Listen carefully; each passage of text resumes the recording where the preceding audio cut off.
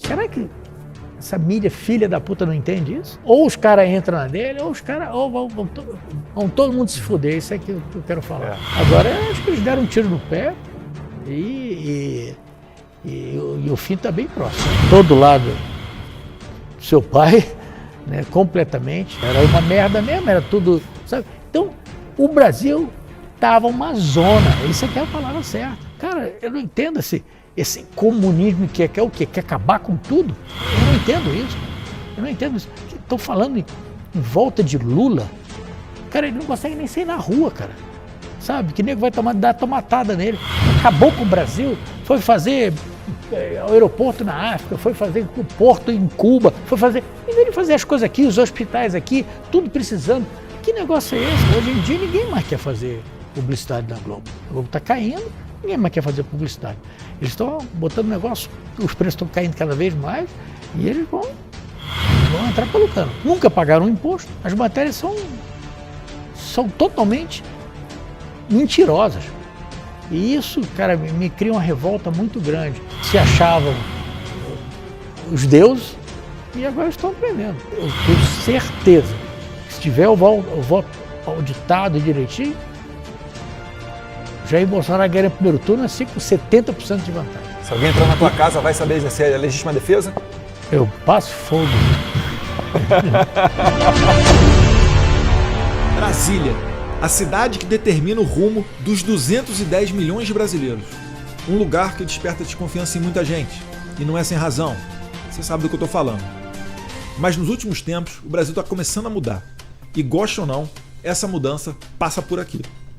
Em uma era de fake news, onde a credibilidade da grande mídia se destrói a cada dia, o cidadão quer conhecer de perto a verdadeira revolução que vem ocorrendo em nosso país. Políticos, artistas, ativistas, personalidades de diversos setores que impactam a vida do povo brasileiro vão estar aqui. E você vai conhecer a verdade, descobrindo o que o Brasil precisa saber.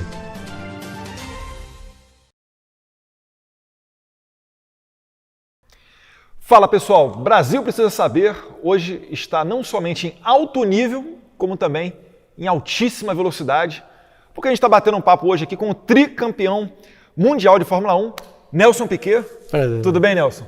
Não vou chamar de senhor, vou chamar só de você. Por favor. Nelson, aqui no nosso programa a gente tem um programinha no YouTube de internet, né?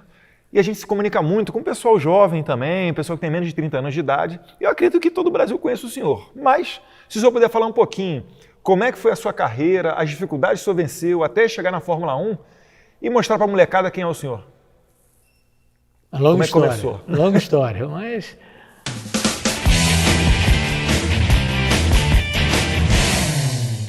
Vamos lá.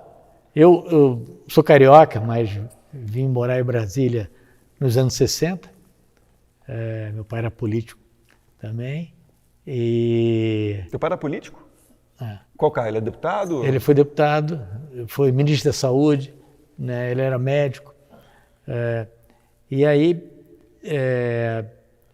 eu tive uma chance muito grande, aos 15 anos, de ir para os Estados Unidos, passar um ano lá estudando. E tinha uma matéria muito bacana que era Autoshop. Então você, por 40 minutos todo dia, você aprendia a soldar todo tipo de solda, aprendia a mexer com motor, lanternagem, isso, aquilo, e eu me apaixonei por isso.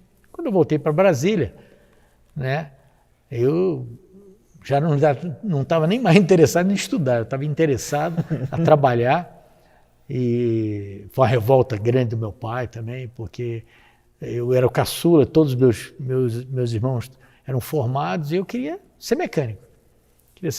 Aí comecei a trabalhar nas oficinas, né, fui mecânico de motocicleta, por causa do inglês me ajudou muito, eu fiz os cursos lá em São Paulo, com a Yamaha, e aí comecei a correr de moto, né, comecei a correr de cinquentinha e tudo, depois passei para o kart, e logo depois a Volkswagen fez uma categoria que chamava Super V, e aí obrigou mais ou menos os revendedores dos estados a patrocinarem um piloto de cada estado.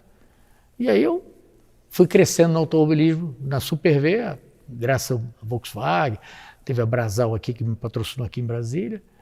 E aí eu consegui arrumar alguns amigos em São Paulo que me conseguiram patrocínio para ir para a Europa. Fui para a Europa, fiz o primeiro ano no campeonato europeu de Fórmula 3 muito difícil, mas cheguei bem, cheguei em terceiro no campeonato. E aí no segundo ano eu fui para a Inglaterra, que ia um outro brasileiro de São Paulo correr lá, e eu falei, não, eu tenho que ir onde a mídia está, porque não é de patrocínio e tudo. E aí nesse ano eu já fiz o meu próprio time lá, né? E ganhamos tudo, ganhamos 14 das 17 corridas de Fórmula 3. E aí foi um ano muito bom, que eu inventei o negócio de esquentar pneu, de regular os freios de dentro do carro e tudo. E aí fui direto para a Fórmula 1.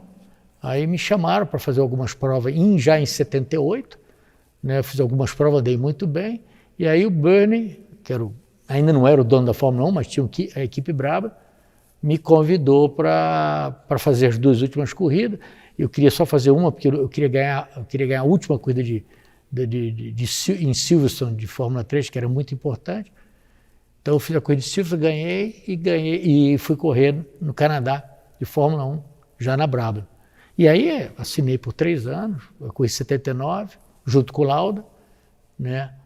Aí 80, o Lauda parou no fim de 79, 80, eu perdi o campeonato na última corrida, estava na frente já 15 segundos na frente, o motor quebrou.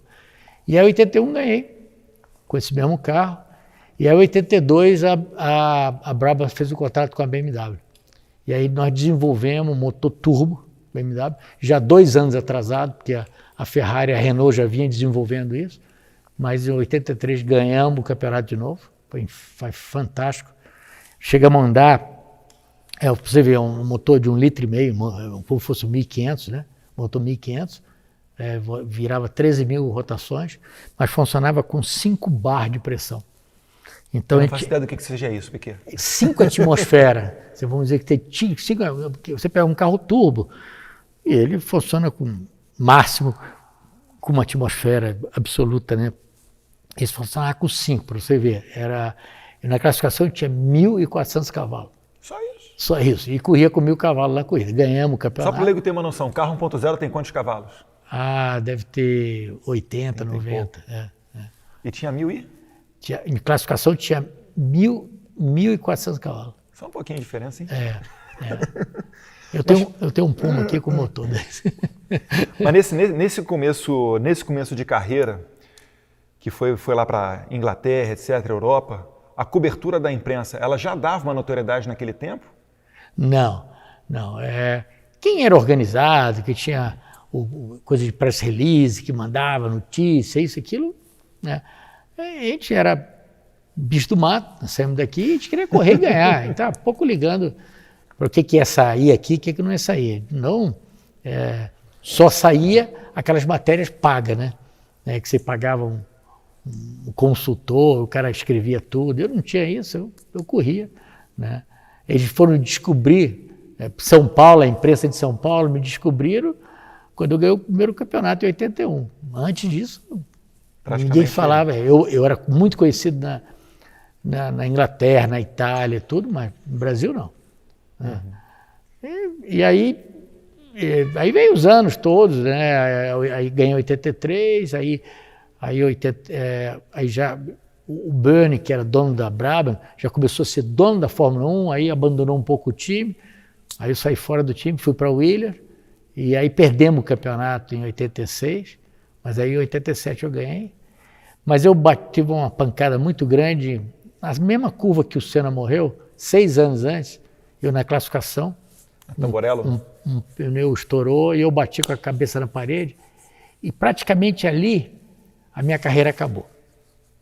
Que ano que foi isso? Foi 87, foi o ano que eu ganhei o campeonato. Foi campeão.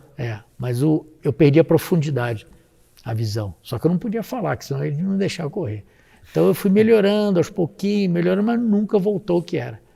Isso aconteceu com o Massa também. O Massa que teve aquele acidente, que a mola bateu na cabeça. Quando aconteceu isso, acabou. Falei, vai enrolar, mas não vai ser nunca o que foi.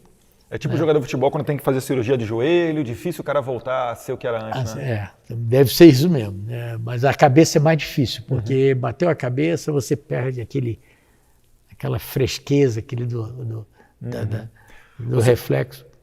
Você falou aqui, Piquet, negócio de freio, fez o negócio de aquecimento na pista, etc. O senhor é muito conhecido por essas questões de acertar o carro. Tem hoje em dia ainda isso? Os pilotos de hoje em dia, normalmente, eles também se dedicam a essa parte mecânica de melhoria do carro ou isso daí fica essa parte fica só com a equipe? Sabe dizer hoje em dia como é que é isso? Deixa eu começar, que eu tive várias coisas que eu inventei, mas não inventei de pensar e vai acontecer isso. Foi mais ou menos tudo por acaso. Sou sincero em falar isso.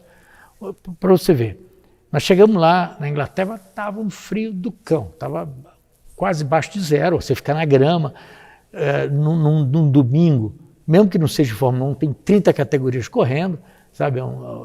É o mundo do automobilismo. E o cara fala pelo alto-falante, alinhar. Aí você sai com o carro, entra dentro do carro, vamos alinhar. E a gente estava lá esquentando o motor naquele frio enorme. E aí eu saí para alinhar, quando eu saí para alinhar, o motor sujou uma vela. Aí acabou a corrida da gente. Aí eu trabalhava com um amigo meu que está até hoje, trabalha hoje também na Autotrack, chama Pedrão. Falei, porra, Pedrão, não é possível, cara. Não é possível, cara. A gente vem do Brasil, se fode todinho.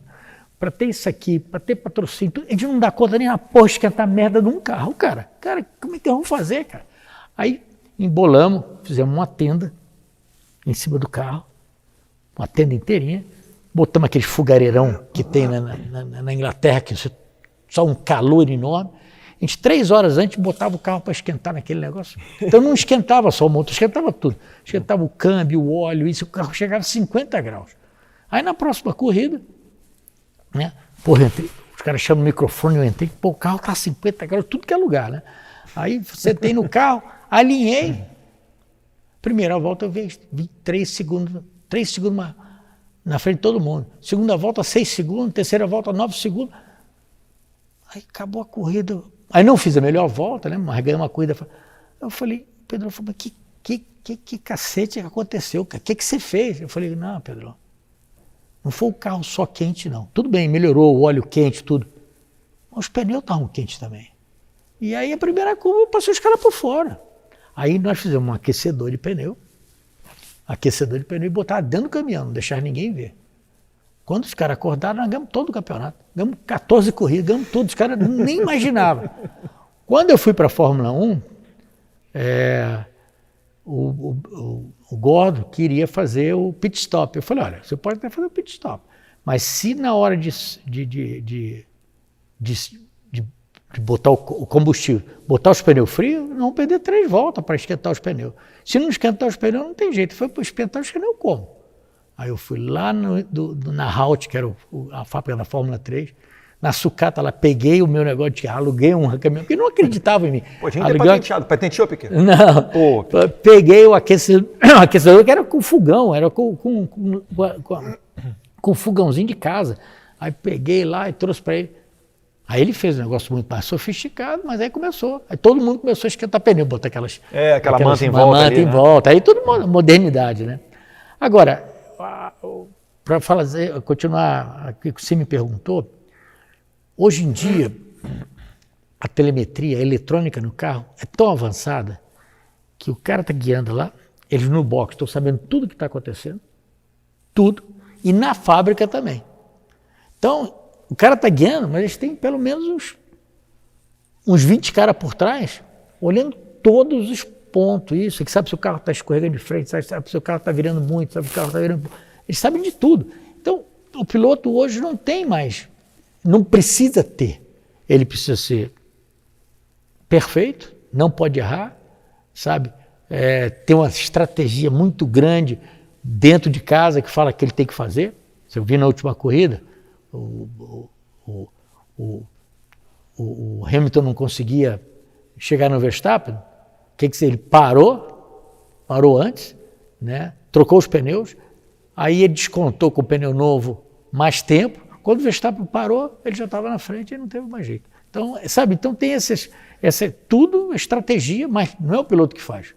É os caras que faz conta de décimo de segundo, todas as voltas, isso, aquilo, a melhora do carro, isso aqui. Então,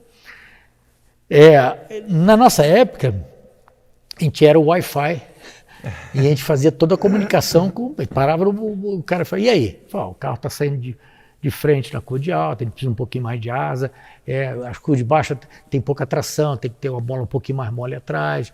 A gente tinha que ter esse conhecimento, né? E esse conhecimento, como eu nunca trabalhei com engenheiro, sempre fiz tudo, eu tinha todos os conhecimentos. A única coisa que eu tive que aprender quando eu assinei com a Brabham era escutar a informação, como o Lauda passava a informação para o engenheiro. Então, todos os primeiros 5 treinos, eu não treinava, quem acertava o carro era ele, e eu ficava escutando a maneira que ele falava. Era a única coisa que eu precisava aprender, né? Você acha que perde um pouco da graça uma tecnologia tão alta quanto essa? O piloto ele acaba sendo mais aquele cara que realmente guia o carro, mas não tão mais aquele que acerta? Ou acha que é... Os tempos mudaram, né? Sabe, mudou tudo, né? Hoje em dia você não vive mais sem um celular, você não vive mais sem um computador, mudou, sabe? Eu não digo que é certo que é errado, aquele tempo era daquele jeito, eu adorava do jeito que era, os câmbio na mão, embreagem, tudo. Passava a marcha toda a corrida? Toda a corrida, tudo com marcha, isso, aquilo. Hoje em dia você fala para a molecada nem sabe o que marcha, o que é. Hoje em dia... É igual televisão, o cara olha a televisão. Hoje em dia, só tem carro de marcha aqui porque ainda o Detran só aceita isso, porque senão todo mundo ia ter carro automático. Uhum. Sabe? Então, eu acho que como é que chama? É o progresso, natural. A evolução natural. Sabe? Mas se pegar esses pilotinhos de hoje e botar nesses carros aqui atrás, o cara vai dar uma penada, hein? Vai nem saber passar marcha. É verdade. Mas olha, hoje em dia o carro elétrico é tão superior a um carro a combustão que... mais econômico, tem questão ambiental. Não é nem isso, eu estou falando de performance. Eu olho na hora da performance. O carro elétrico na performance é tão melhor que você, sabe, é difícil você enxergar outra coisa. Sabe? Tinha um pessoal até que está organizando o primeiro rally de carro elétrico do Brasil, salvo engano é o primeiro, que estavam querendo chamar o meu pai, o Jair Bolsonaro, né? E aí eu pensei, olha, que negócio, né? Porque a gente sempre pensa no aquele jipão, né? O carro bruto, a diesel, papapá, e nem me dei conta, já tem carro elétrico até para rally, né? Mostra aí a evolução, como é que vai acontecendo. Mas, Piquet, uma das coisas também que mudou de lá para cá foi que a Globo, depois de 40 anos, perdeu os direitos de transmissão da Fórmula 1 para a Band, né? O senhor teve pelo menos, aí de cabeça que eu lembre aqui, pelo menos uns 2 vídeos em que o senhor critica, fala da Globo, etc. Como é que o senhor vê essa situação, né? A Globo perdendo esses direitos, se tornando uma empresa que sempre teve o domínio absoluto, não só do automobilismo, mas também do futebol, transmissão de Copa do Mundo, etc., e entrando meio que nessa, entre aspas, vamos dizer assim, nessa decadência. O senhor enxerga na guerra particular da Globo com o Jair Bolsonaro um fator que está levando a sociedade a enxergar a Globo com outros olhos?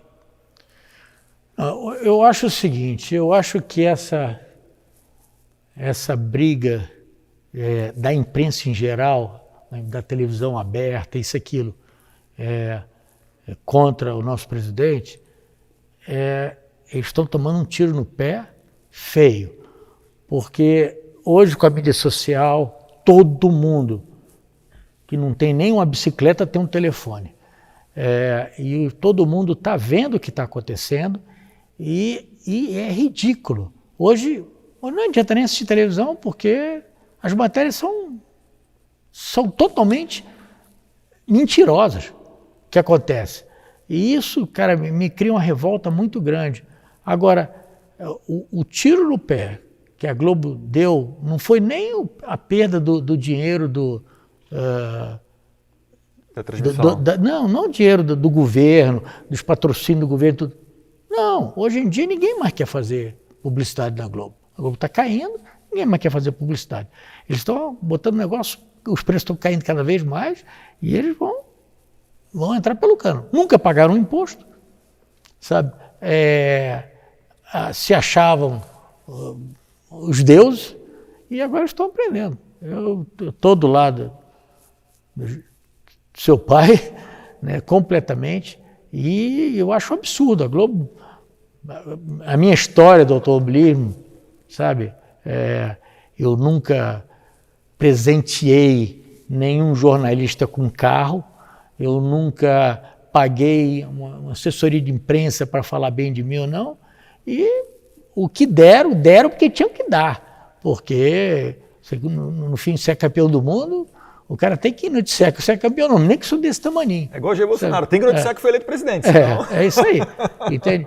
Agora, eu acho que eles deram um tiro no pé e o fim está bem próximo. Nas palavras do Alexandre Garcia, né, o pessoal parece que está dobrando a aposta. Não entendeu, ou faz questão de não entender o movimento que ocorreu em 2018. Jair Bolsonaro também é muito assim, né? Nunca pagou uma imprensa, não paga por matéria, etc e tal. E parece que a imprensa tomou aí uma dor que os caras estão cegos, né? O que interessa é noticiar contra o presidente. Black Lives Matter vai na rua, quebra tudo, não falam nada que está sem máscara. Gaviões da Fiel vai para a rua, quebra tudo pela democracia, né? Sem máscara, não falam nada. Agora, o presidente dá uma volta de motocicleta, não, está sem capacete. Como foi quando ele inaugurou uma ponte lá no Acre, a ponte que cortou, vai reduzir 2 ou 3 horas, né? O tempo de espera pela balsa para fazer a travessia. O presidente, junto com o Tarcísio, fez uma ponte que agora demora 1 minuto. Você tem noção do que é isso daí em termos de desenvolvimento para aquela região? É uma região que nunca foi muito privilegiada pelos políticos, principalmente o governo federal, por não ter uma densidade de eleitores tão grande. Então, sempre deixaram segundo plano, né? Rio Branco deve ter provavelmente aí o mesmo número de habitantes que 1 ou 2 grandes bairros de São Paulo. Então, enfim, o governo Jair Bolsonaro está mudando isso. E já que a gente falou de estrada, eu vi que o senhor teve recentemente num giro aí de motocicleta junto com o presidente por Brasília. Como é que você, Piquet, conheceu o presidente e por que você apoia o presidente Jair Bolsonaro? Olha, a salvação nossa, então, como empresário, foi o presidente ganhar a eleição. E vou fazer tudo, todos os conhecidos que eu tenho, tudo, para isso continuar, porque se o partido de esquerda entrar de novo, eu vendo tudo que tem aqui e vou embora. Porque eu sei que isso vai virar um mau comunismo. E você não adianta trabalhar a vida inteira, né? Tudo bem, de automobilismo eu fiz 15, 16 anos, mas eu tenho 28 anos de empresário. E não vou jogar isso fora. Vou vender antes do comunismo me tomar tudo. Entende? Então, eu trabalho, eu apoio o presidente, eu vejo o que ele está fazendo e só quem não vê, ou são funcionário público que tem o dinheiro garantido, isso, aquilo, mas não, mesmo assim eles vão sofrer, todo mundo vai sofrer tudo, né? Então, já chegamos a essa conclusão e vamos trabalhar o que for preciso para a gente manter a direita daqui a 5 anos e meio vamos escolher outro cara bom para junto com o Jair Bolsonaro, outro cara bom para substituí-lo, né? E puxa, que você pode ver de honestidade? Você vê tudo, cara, tudo dando certo, tudo. Será que eles não enxergam? Será que, sabe? Eu não entendo isso, cara. Eu não entendo isso. Estão falando em volta de Lula. Cara, ele não consegue nem sair na rua, cara. Sabe? Que nego vai dar tomatada nele. Volta de Lula. Eu não entendo essas coisas, cara. Não tem. Acabou com o Brasil. Foi fazer aeroporto na África, foi fazer porto em Cuba, foi fazer. Em vez de fazer as coisas aqui, os hospitais aqui, tudo precisando.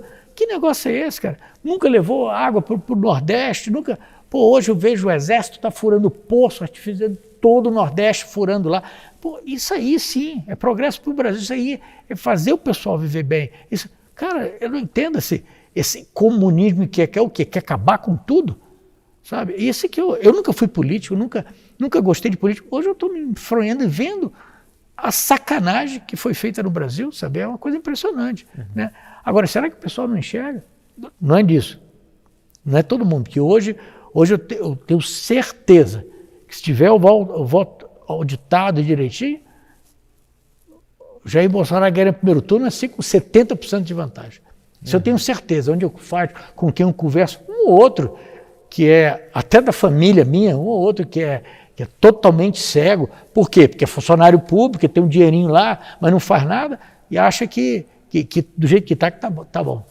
Sabe? E a gente estava até comentando aqui pelos bastidores, né, que antigamente, coisa de 10 anos atrás, o brasileiro não sabia o nome talvez de nenhum ministro do STF. Hoje em dia é bem provável que se você sair às ruas perguntando, os brasileiros saibam mais nomes de ministros do STF do que titulares da seleção brasileira.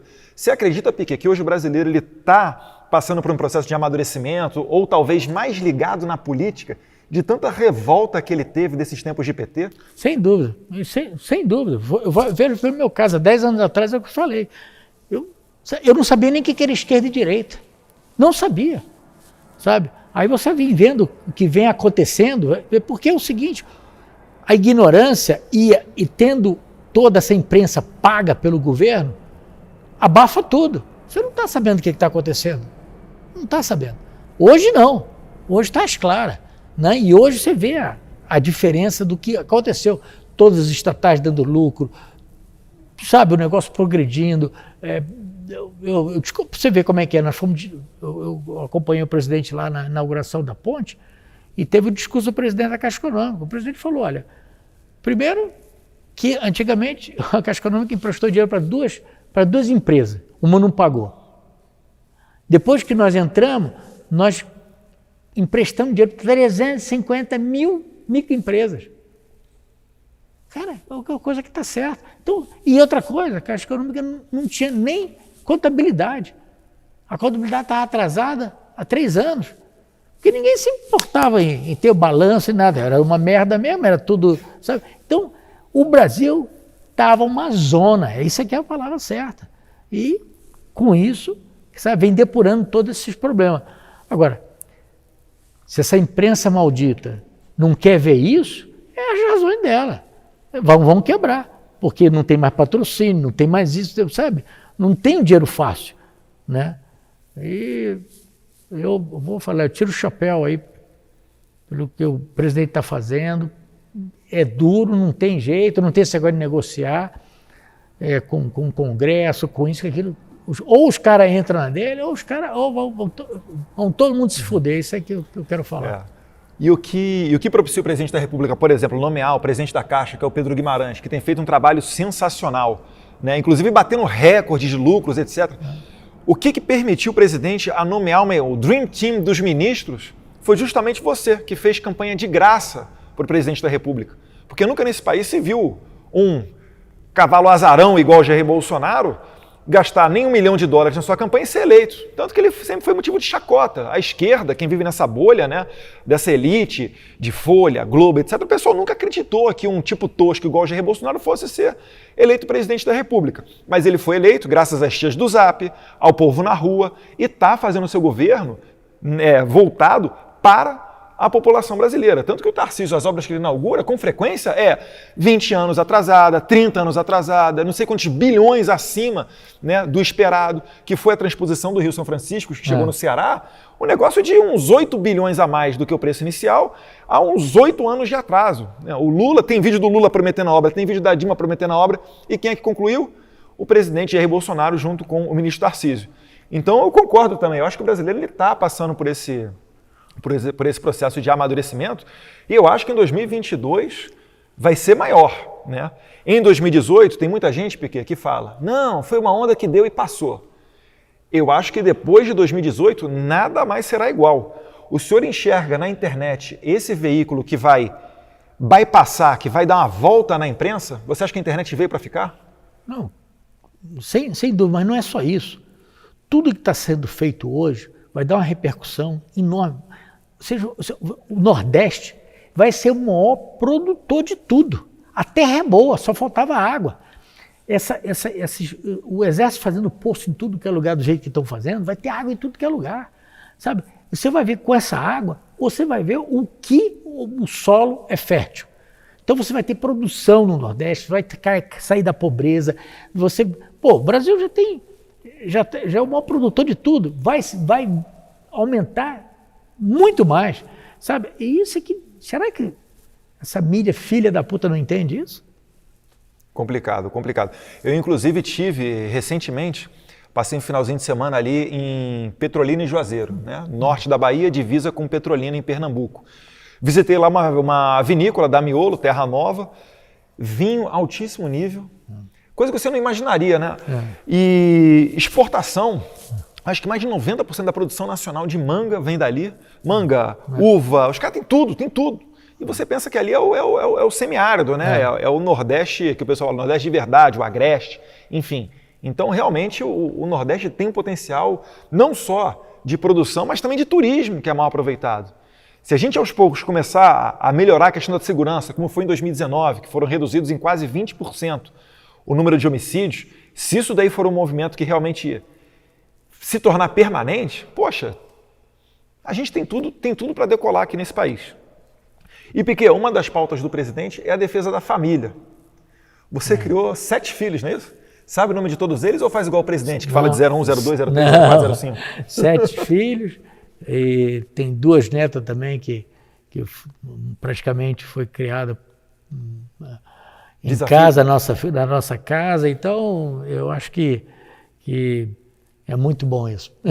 Qual é o desafio de você ter que levar a carreira e criar os filhos? Porque na Fórmula 1 você vai girando o país inteiro, o mundo inteiro, né? E a família... logicamente, eu guiei na Fórmula 1 uma época que morreram 11 pilotos, né? Então a gente não sabia bem o que ia acontecer com a gente no próximo ano, né? E aí eu tive vários filhos na Europa, mas tive também a sorte de trazê-los para morar comigo. Então praticamente todos eles vieram morar comigo, não? E a minha esposa criou todos eles, e eu tive mais 2 aqui depois. Então... Estão todos criados? Estão todos criados, o mais novo tem 20 anos, né? Então não tem muito mais problema. Mas é muito bom ter uma família grande, reunir todo mundo, isso, aquilo. Legal demais. E a gente vê nesses carros todos aqui, você falou que hoje em dia até a tua vida de empresário já tem mais tempo do que a vida de piloto. Você vê muita diferença do Brasil de hoje para o Brasil do PT? Assim, na visão de um empresário? Será que você acha que o Brasil hoje tem um rumo diferente do passado? Olha, eu nunca tive muito medo, eu nunca tive rabo preso, nunca fiz nada errado. Então eu fui receber um casco de ouro com toda a família, meu filho tinha 8 anos, o Pedro e tudo, e o entrevistador foi fazer uma gracinha e perguntou para ele, seu pai fala muito palavrão? E o meu filho de 8 anos falou, só quando ele vê o Lula na televisão. Isso aí gerou um fiscal dentro da minha empresa por 3 anos. O cara não conseguiu me dar uma multa. Então, eu não tenho rabo preso. Eu trabalho pouco com o governo, muito pouco com o governo. 98% de tudo é privado, né? Mas tem alguns órgãos do governo que querem que o meu sistema, porque não existe outro para fazer a mesma coisa e tudo. Mas eu, prefiro não ter nada com o governo, não ter rabo preso, porque você vê, né? A corrupção antigamente era uma coisa, a minha empresa tem 28 anos. A corrupção mas aí eu saí fora disso, fui para o privado, isso, aquilo, não quero saber. Apesar que eu tive um general Cerqueira lá no Rio de Janeiro, virou para mim, queria botar nos carros de polícia, botou para mim, tudo isso que você apresentou para mim, isso é tudo verdadeiro? Eu falei, é verdadeiro. Você tem esses aparelhos? Tem esse aparelho. Então olha no meu nome, olha no meu olho e aperta a minha mão. Aí, então eu vou comprar. Assim mesmo. Ele falou, você pode trazer? Eu falei, eu posso trazer os aparelhos amanhã, que eu botar no caminhão e trazer aqui. Aí eu botei nos 600 carros de polícia no Rio de Janeiro. Era aquele... O negócio parece um abajur em cima, assim, um negócio de vidro branco. Funcionou, que foi uma maravilha. Uma maravilha. Aí entrou os garotinhos. Pararam de pagar. Os caras da Polícia Militar vinham aqui e falavam, pelo amor de Deus, não desliga. Se você desligar, a gente perde todo o controle da polícia. Eu falei, cara, eu estou quase 1 ano sem receber, cara. Ele falou, não, pelo amor de Deus, vamos lá conversar. Eu nunca recebi. Demorei mais 1 ano para desligar, né? Para você ver como é que é. Complicado. É complicado. Aí dali eu falei, não vendo mais para o governo. É complicado, é complicado. Piquet, tem muito... O senhor não, você. Você é famoso por não seguir o politicamente correto.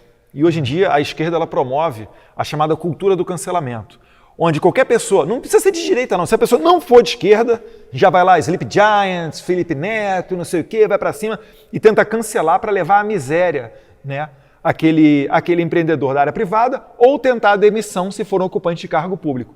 Você não tem medo não de sofrer um cancelamento por aparecer junto com o presidente, volta de moto, conversando, até mesmo talvez dando essa entrevista aqui pra gente? De jeito nenhum. Agora eu te falo o seguinte, se por acaso a esquerda voltar, hoje eu saio do país. Eu ouvia muito isso daí no tempo de campanha. A quantidade de pessoas que diariamente falavam, né? Tem condição, tem parentes que moram no exterior, ou tem outra cidadania, ou também tem essa vontade de vender tudo e sair do Brasil, caso continuasse com tanta insegurança, esquema de corrupção e etc. E isso em 2018 era assim, diário. E dá para você ver que realmente é verdadeiro. Porque você imagina, o Brasil, é só você ver com quem que o Lula e a Dilma se relacionavam. É Fidel Castro, Chávez, Maduro, Kirchner, tal. Não tem como você dizer que isso daí vai gerar prosperidade. E a gente já tem exemplo internacional de país comunista que não deu certo em lugar nenhum. Conhece algum país comunista que deu certo? Para você ver, eu tenho, depois que eu parei de correr, tem 30 anos agora, eu nunca me relacionei com nenhum presidente. Nunca. Agora, eu para montar a Autotrac, eu tive que quebrar uma barreira impressionante. Porque eu precisava alugar um transponder num satélite brasileiro, que era da Embratel. A Embratel tinha 50% dos transponders inoperantes e não queriam alugar. Aí eu tive que ir no presidente da República para mostrar o que eu queria, que eu não queria nada de graça, eu queria pagar, só queria. A sorte é que era o Itamar. E aí ele me chamava de menino. Eu apresentei o projeto para ele, ele chamou Adir da Silva, que era o presidente da Telebrás, fez eu apresentar para o Adir da Silva o projeto também. Eu falei, eu não quero nada de você, quero só alugar o transponder. Só isso. E pagar custava $200 mil por transponder por mês. Só isso? Só isso. Você acredita que na segunda semana, depois que eu assinei o contrato, a Embratel entrou em greve? Vixe. Por causa disso? Você imagina um trem desse? Sabe? Graças a Deus a gente está no caminho correto agora de também muita privatização. Eletrobras, Correio, etc. Enfim, acho que agora o Brasil vai. Se não for agora, não é nunca. Pode esquecer. Né? Outra coisa aqui também, Piquet, recentemente, praticamente viralizou, né, um vídeo do senhor distribuindo cesta básica. Você tem alguma ação social nesse sentido? Ou foi por conta da pandemia? Não. Enfim, como é que foi isso? Parte do meu ganho eu dirijo para algumas companhias que fazem esse tipo de coisa. A minha esposa ela é presidente da GPS, que é uma fundação que ajuda muito, né? Então, diretamente eu ajudo nisso aí.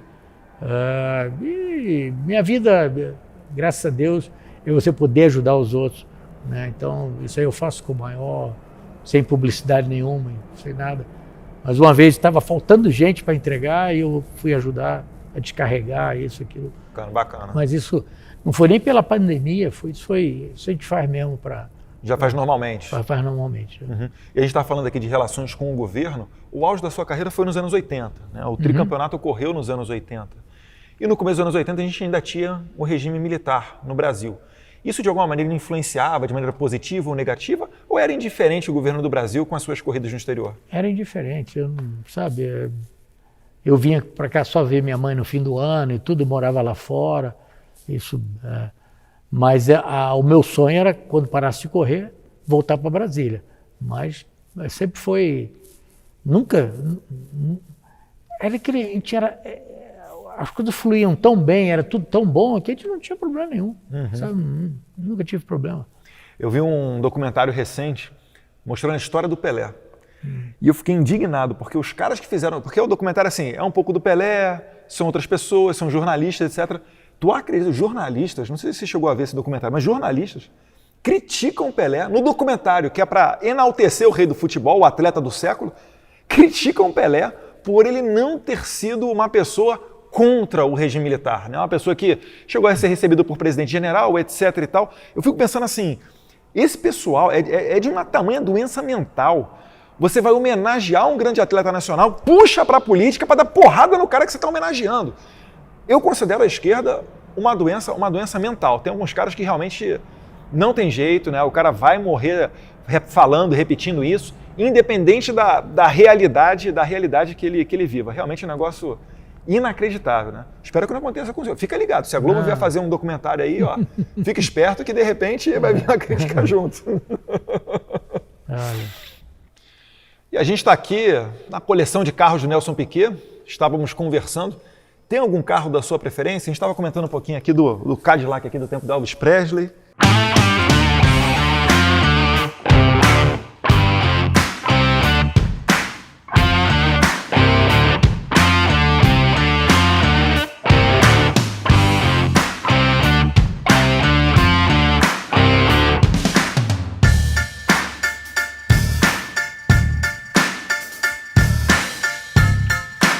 É o bag, aqui o bag está no carro, aí tem o Patrese, a Lesi, Prost.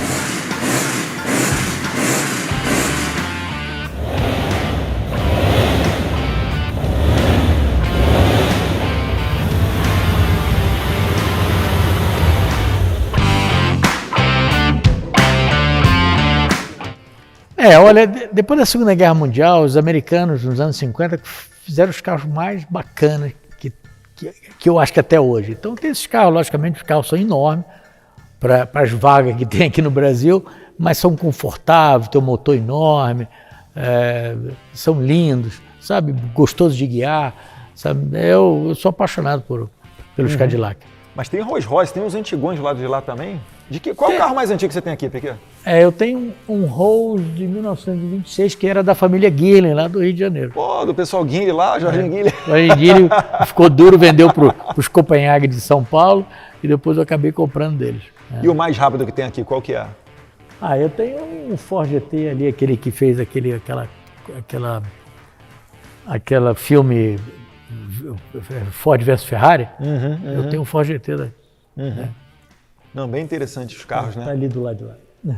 E você se acidentou uma vez na Fórmula Indy, né? Bateu a 340 km por hora. Como é que foi isso daí, Piquet? Que bater 340 km por hora foi ganância, todo dia, né? Foi ganância, viu? Eu tinha parado de correr, me ofereceram muito dinheiro para ir para fazer a corrida, eu não quis, ofereceram mais ainda, aí eu falei, foi ganância, eu já tinha parado de correr. Aí fui para lá e aí fez o muro entre parar de correr e começar a trabalhar. E ali foi no circuito oval? Foi. Fórmula Indy 340, né? Isso mesmo? Tô errado ou não? Foi por aí mais ou menos? Era mais do que isso aí. Era mais que isso? Eu bati, a volta anterior eu já estava andando a 300, quase 390 por hora. Cara, talvez aí um recorde então, hein? Não, hoje em dia os caras andam. Sensacional. Eu já rompi 2 ligamentos, né, de joelho, né? Do joelho esquerdo e do joelho direito. 6 meses de fisioterapia, imagina isso daí. Olha aqui, ó. Isso aqui é o carro, isso aqui é meu capacete, olha o pedacinho que eu fiquei aí para dentro. Ficou encurtadinho. Aí quebrou tudo aqui, quebrou as pernas todas, os pés, tudo, eu tenho dos pés todos. Mas... Cheio de placa até hoje, parafuso. Esse aqui é todo refeito, eu tenho eu tenho um pé pequenininho e um grandão. É um 39 e um 41. Tem que comprar 2 sapatos. Pessoal, o bate-papo aqui tá legal, tá interessante. E agora a gente está chegando no final, vocês sabem, é a hora do livro.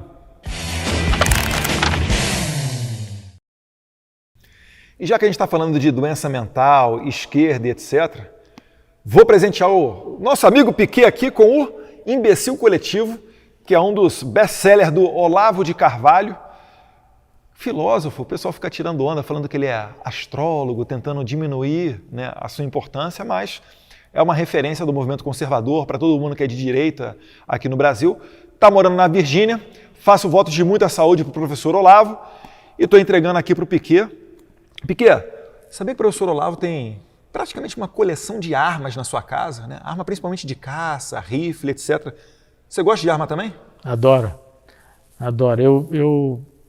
Eu quando morava lá fora, eu tinha no barco, eu morava mais ou menos o tempo todo no barco, eu tinha uma coleção de armas e dava tiro todo dia. Aí quando eu vim para cá é mais difícil, né? Mas sempre gosto muito. Se alguém entrar na tua casa, vai saber exercer a legítima defesa? Eu passo fogo. Parece um pouquinho com o Olavo. O Olavo também é assim politicamente incorreto. Ele fala, vem na cabeça, fala, não quer nem saber, fala palavrão se for o caso, enfim. Muita gente gosta, muita gente odeia, mas realmente os livros dele, né, são sensacionais. Eu gosto muito. Eu gosto muito. São sensacionais. Piquet, muito obrigado. Satisfação. Eu acho que aqui é o cenário mais bacana que a gente já utilizou num programa Brasil Precisa Saber. Uma coleção de carros invejável, invejável. E no final aqui, queria que o senhor deixasse uma palavra para todos os empreendedores que estão nessa pandemia sofrendo, né, com lockdown, redução de consumo, enfim, seja lá o desafio que ele esteja percebendo nesse momento, se você puder deixar uma mensagem para todos os empresários do Brasil, o pessoal que gera emprego, gera renda, e também para o trabalhador que está sofrendo, perdendo o consumidor, tendo que fechar a sua lojinha, qual mensagem de incentivo que você deixa para esse pessoal? Olha, eu acho que agora nós estamos no caminho certo. Não vai ter mais lockdown. Eu acho que até o presidente foi um pouquinho brando nisso aí. Devia ter alguns 6 meses atrás já tomado essa decisão que ele tomou agora. E não tem jeito não, gente. Vamos trabalhar, esse Brasil tem muito para crescer. É tudo aqui, em todos os segmentos, nós vamos virar uma grande potência de novo. E gente, esperança aí que vamos reeleger o presidente de novo no próximo ano. E depois achar um cara muito bom para substituir ele daqui a 5 anos e meio. E vamos ficar na direita fazendo essa honestidade, sabe? Que essa transparência e sem sacanagem. É isso aí. Perfeito. Piquet, mais uma vez, muito obrigado. E aqui, pessoal, sempre tem uma conversa agradável, um bate-papo interessante, um outro olhar também com relação à política que você assiste, principalmente na grande imprensa, né? Porque aqui a gente sempre tem um assunto que o Brasil precisa saber. Então, se você curtiu, a gente pede para se inscrever no nosso canal, ficar ligado, porque agora, a cada 15 dias, a gente traz aqui uma pessoa de notoriedade nacional para bater esse papo com vocês. Um abraço, fiquem com Deus.